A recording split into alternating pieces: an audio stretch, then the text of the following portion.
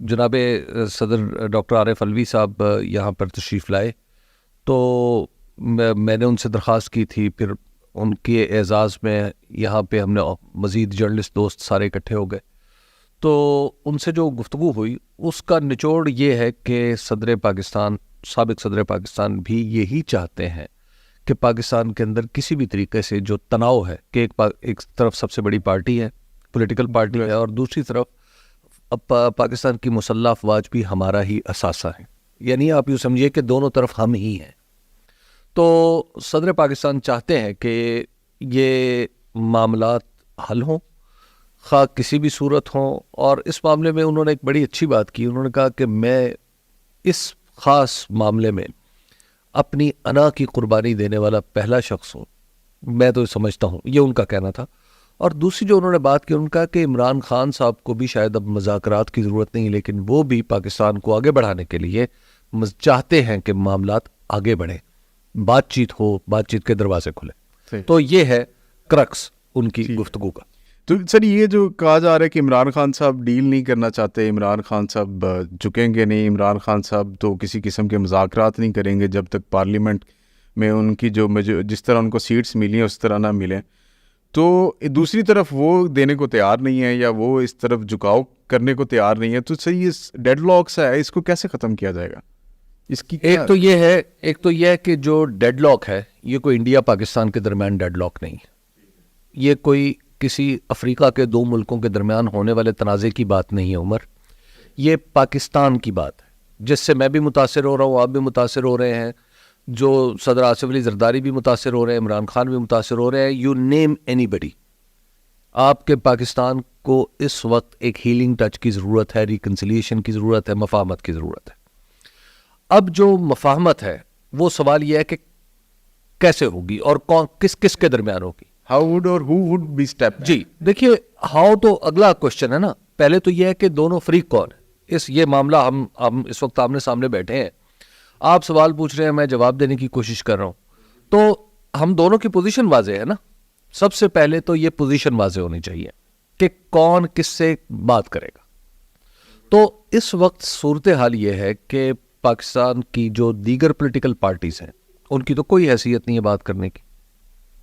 اگر آپ سیاسی طور پر بھی دیکھیں، پاکستان مسلم لیگ نون کس حیثیت میں بات کرے گی؟ یعنی اس کے پاس جتنی بھی نشستیں ہیں ساری کی ساری الیکشن کمیشن کی دین ہے۔ سر ڈیموکریسی میں تو یہی ہوتا ہے نا کہ پولیٹیکل پارٹی سے ڈسکشن ہوتی ہے، لیکن وہ کہتے ہیں کہ آپ کے پاس تو اختیار ہی نہیں ہے ڈیبیٹ کرنے کا یا ڈائلاگ کرنے کا، تو آپ سے ہم کیوں کریں؟ میرا خیال ہے یہ ٹھیک بات ہے، جب پولیٹیکل پارٹی کے ساتھ اس وقت ڈیبیٹ ہو سکتی ہے جب اس کی حیثیت متعین ہو، اور جب اس کی حیثیت ہی متعین نہیں ہے اور جو حیثیت اس نے اختیار کر رکھی ہے وہ اس پر اجارہ ہی نہیں رکھتی، تو کیسے آپ بات کر سکتے ہیں؟ مسئلہ یہ ہے کہ آپ پاکستان مسلم لیگ نون سے یہ مان کے بات کریں گے کہ اس کی 100 سیٹیں آلموسٹ، جب یہ 100 سیٹوں پر بیٹھ کے بات کریں گے وہ بھی الیکشن کمیشن کی جانب سے، وہ بھی الیکشن کمیشن کی دی ہوئی عنایت کردہ سیٹیں، تو اس عنایت کردہ مینڈیٹ کے اوپر آپ بات کریں گے، تو اس کا مطلب کیا ہوگا؟ اگر پاکستان تحریک انصاف اس طرف جائے گی تو میرا خیال یہ ہے کہ وہ پھر اس میں جو پولیٹکس ہے، جو مجھے لگتی ہے، جو بار بار کہا جاتا ہے کہ مسلم لیگ نون کی طرف سے کہ جناب ہم تو مذاکرات کے لیے تیار ہیں، وہ بنیادی طور پہ یہ ہے کہ ایک دفعہ اگر تحریک انصاف ان کے ساتھ بیٹھ گئی تو اس کا مطلب ہے کہ مینڈیٹ پہ تو مہر لگ گئی، ایکسیپٹ کر لیا آپ نے ان 100 سیٹوں کو ایکسیپٹ کر لیا۔ جب آپ نے ان 100 سیٹوں کو ایکسیپٹ کر لیا تو اس کے بعد مذاکرات کی میز اٹھا کے سائڈ پہ رکھ دیں گے، کہانی ختم۔ بالکل صحیح۔ سر یہ تو آئے تھے کہ ریاست مدینہ بنانی ہے، سر یہ تو 9 مئی بن گیا، یہ سر کیسے؟ کیا مطلب؟ عمران خان صاحب آئے اور انہوں نے کہا کہ جی یہ تو ریاست مدینہ بنائی جائے گی ایسے، لیکن ہم نے دیکھا جس طرح میڈیا نے بھی دکھایا اور باقاعدہ پھر کہا گیا، ابھی کل کی مثال لے لیں کہ جب عمران خان صاحب ہیئرنگ میں آئے تو وہ کی تصویر لیک آؤٹ ہوگی، وہ ہیئرنگ بھی آن ایئر نہیں کی گئی، ایک وکیل صاحب نے بتایا بھی کہ جی لائیو نہیں جا رہا، تو انہوں نے کہا ٹھیک ہے دیکھ لیتے ہیں۔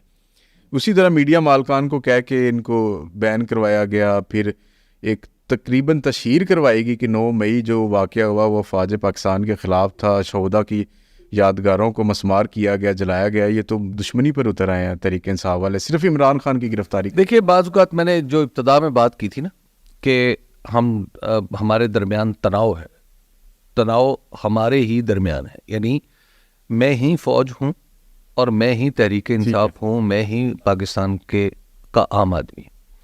کہنے کا مطلب یہ ہے کہ یہ جو فوج ہے یہ ہماری ہے. ایک تو پاکستان کے اندر اب ہمیں اس بات کو سمجھنا چاہیے کہ جو فوج کا نقصان ہے وہ ہمارا نقصان ہے. بالکل ٹھیک ہے. اس کے امیج کا نقصان ہمارا نقصان ہے, پی ٹی آئی کا نقصان ہمارا نقصان ہے, مسلم لیگ نون کا نقصان ہمارا نقصان ہے. اکراس دا بورڈ ساری پولیٹیکل پارٹیز جو ہے وہ پاکستان کے عوام کی وجہ سے ہی کھڑی ہوئی ہیں نا اپنی جگہ پہ. اور پاکستان کی جو فوج ہے وہ کوئی بھارتی شہریوں کو تو نہیں لیتی نا, پاکستانی شہریوں کو لیتی ہے. بالکل ایسے ہی. تو لہٰذا ہم یہ سب ہم ہی ہیں. اب میں بہت سارے جو میں اپنے خاندان کے دوست احباب کے بچوں سے ملتا ہوں جو فوج میں ہیں, وہ تو اب میرے بچوں جیسے. یعنی میں ایک دن ایک میرے دوست ہیں سابق فوجی تھے, تو وہ میں نے انہیں کہا کہ یار اب میں جس عمر میں ہوں اور تم جس عمر میں ہو کہ پاکستان کی جو 70% فوج ہے وہ ہمارے بچوں جیسی ہے, اور جو باقی 30% ہے وہ ہمارے چھوٹے بھائیوں جیسی. تو مسئلہ یہ ہے کہ ہم اپنی یہ میرے چھوٹے بھائی ہیں, یہ میرے بچے ہیں, یہ میرے دوستوں کے بچے ہیں, یہ میرے رشتہ داروں کے بچے ہیں, یہ بھی بچے ہمارے ہیں. تو لہٰذا ان کے درمیان اگر ان کا جو نقصان ہے وہ ہمارا نقصان ہے. انہیں بار بار کہنے کی ضرورت نہیں پڑنی چاہیے کہ ہم ان کے نقصان کا شاید ازالہ نہیں کریں گے, یا ان کا نقصان جو ہے وہ شاید ہمارے لیے دکھ کا باعث نہیں. جسٹس بابر ستار صاحب نے کل خط لکھ دیا, پھر اس کے بعد ایک پریس کانفرنس کی فیصل واڈا صاحب نے, پھر گورنر سندھ نے کر دی, ان کے بعد مصطفیٰ کمال صاحب نے کر دی, تو عدلیہ نے 100 موٹر نوٹس لے لیا اس کے اوپر. یہ عدلیہ کے اوپر دباؤ ڈالنے کی ایک کوشش نہیں ہے کہ اس طرح پریس کانفرنسز ہو رہی ہیں, پھر ان کو کہا گیا کہ پگڑیوں کا فٹ بال بنا دیں گے. یہ پاکستان آرمی اور اسٹیبلشمنٹ کہہ لیجیے, یا عدلیہ کا ورکنگ ریلیشن بڑا ویک ہوتا جا رہا ہے. ایک تو یہ ہے کہ ان دونوں کے درمیان ورکنگ ریلیشن ہونا ہی نہیں چاہیے. ان دونوں کا بالکل الگ الگ کام ہے. فوج کا کام بیرونی دشمن کو منہ توڑ دندان شکن جواب دینا ہے, اور عدلیہ کا کام پاکستان کے اندر پیدا ہونے والے تمام تنازعات کو منصفانہ طریقے سے حل کرنا ہے. کیا عدلیہ یہ کام کرے گی کہ انڈیا خدا نخواستہ اگر کوئی ہمارے خلاف کارروائی کرتا ہے تو ہم عدلیہ نے یہ تو نہیں کرنا نا کہ انڈیا اور پاکستان کو کٹہرے میں کھڑا کر لینا. بالکل ٹھیک ہے, نہیں ٹھیک ہے نا, پاکستان کی عدلیہ نا. تو لہٰذا ان دونوں کے درمیان ورکنگ ریلیشن کا مجھے کچھ سمجھ نہیں آتی. یہ بعض اوقات ہم نے کچھ متس بنائے ہوئے نا, بے معنی الفاظ ہیں جو ہم میڈیا پر بھی جن کی جگالی کرتے رہتے ہیں, سوشل میڈیا پر بھی ان کی جگالی کرتے رہتے ہیں. کیا ورکنگ ریلیشن ہوتی ہے؟ مطلب کیا جو ہمارے ججز ہیں, ججوں نے پی ایم اے کاکول میں جا کے کوئی ٹریننگ لینی ہے, یا سٹاف کالج کوئٹہ میں جا کے کوئی جنگی حکمت عملی پڑھنی ہے, یا جو ہمارے فوجی ہیں انہوں نے کوئی انٹرنشپ کرنی ہے ججوں کے ساتھ.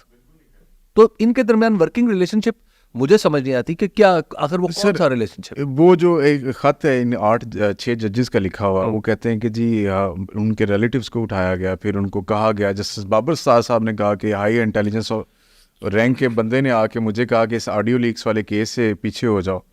تو سر یہ ایک آئین میں رول ڈیفائن ہے عدلیہ کا, اور دوسرا رول ڈیفائن ہے ملٹری کا. ہاں, بیرونی دفاع جی اپنے طور پہ کریں گے. اب وہ دونوں اپنے اپنے رول چھوڑ کے ایک دوسرے کی لڑائی پہ آ گئے ہوئے. سر دیکھیے مسئلہ یہ ہے کہ ہماری ایک چیکرڈ ہسٹری ہے, داغدار تاریخ. اس داغدار تاریخ میں بہت بڑے بڑے داغ جو ہیں وہ فوجی آمروں کے لگائے ہوئے ہیں, ٹھیک ہے, اور اس میں بہت سارے داغ جو ہے وہ ججوں کے لگائے ہوئے. لیکن میں ججوں کو کم قصوروار سمجھتا ہوں. اس کی وجہ یہ ہے کہ جب بھی کوئی فوجی آمر آیا ہے اس نے پرانے ججوں کو نکال کے نئے ججوں کو اپنا حلف اٹھوایا ہے اور انہیں عدلیہ قرار دے دیا ہے.